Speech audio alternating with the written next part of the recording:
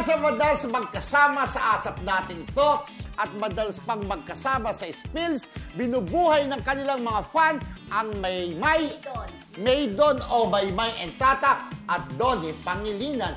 Kaya naman ang fans ng Don Bell o tambalang Donnie Pangilinan at Bel Mariano ay umaalma. Matatandang na-link ang dalawa noong 2021 habang mismong si Maymay na ang nakiusap sa mga fans na walang namamagitan sa kanila ng aktor. Ayun! Ayan, kasi magkasama sila sa ASAP, di ba? Since magkasama sa ASAP na minsan sabay pa rin sila sa spill, sa ASAP, na syempre parang inaano pa rin sila ng mga, may mga panipa ng Maydon. Nagkakataon lang naman at syempre sa trabaho, di ba?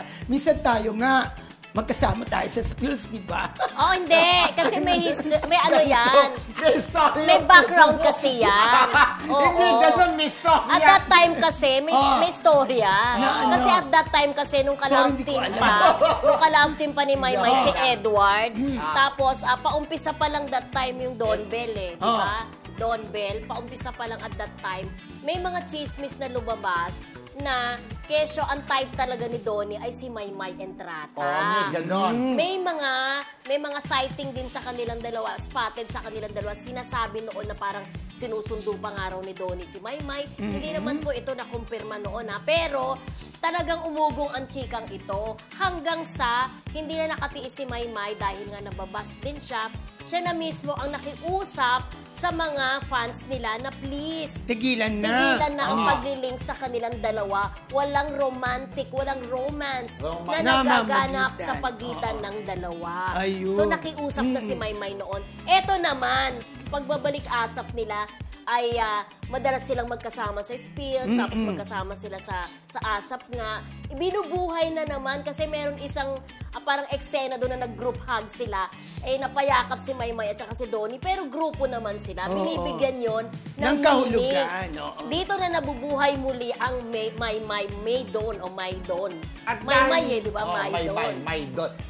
At isa pa nga din sa reason dahil wala na namang ka-love team itong si Maymay. Wala na sila ni Edward Barbers, diba? Na dati sikat ang tambalan nila. Kaya lang siyempre, wag na, kumbaga andyan pa rin yung dilulu ng mga Maydon na i-link pa rin sila. Meron na naman pong Donnie. Si Donnie ay meron ng Bel Mariano. Kaya siyempre, yung mga Don Bell, teka muna, tapos sa eksena na yan ni Maymay, ba't kailangan i-link o i-ship pa rin si Donnie Pangilinan kay Maymay Entrata? Na siyempre, ang lakas-lakas ang love team ng Don Bell. So, tama na yun, wag na kayong umeksena ang Maydon. Parang ganon, to the diba? point to the point na nagtayo talaga sila ng fan club. Hanggang sa hindi na nakatiis si Maymay, kung matatandaan nyo, 2021 sabi niya, gusto kong magpasalamat sa bawat isa sa mga sumuporta sa akin. Sa lahat ng Maydon. Meron talaga nagkaroon na Maydon fans. Thank you, pero gusto ko rin pong klaruhin na wala pong namamagitan sa aming dalawa. Sana ma-stop po ang spread ng rumors about sa amin. Wala naman talaga. That was 2021. Wag na mag-isip ng kung ano. Pero kawawa din si di ba, si Donnie kasi after Maymay, nilig naman siya kay Catherine Bernardo. Kung matatandaan mo, after nung break-up naman ni Catherine kay Daniel. Ang sabi pa nga daw, nung kasal ni Robby Domingo, di umano, ay tagang buntot na buntot si Donnie kay Catherine Bernardo na gusto kong tanungin dapat yung kay Robby Domingo nung nagkita kami, di ba? Correct. So, ang mga Don Bell ay panatag na dapat ang kanilang kalooban. Maging panatag lang kayo. Dahil wala naman yan. Sa totoo lang.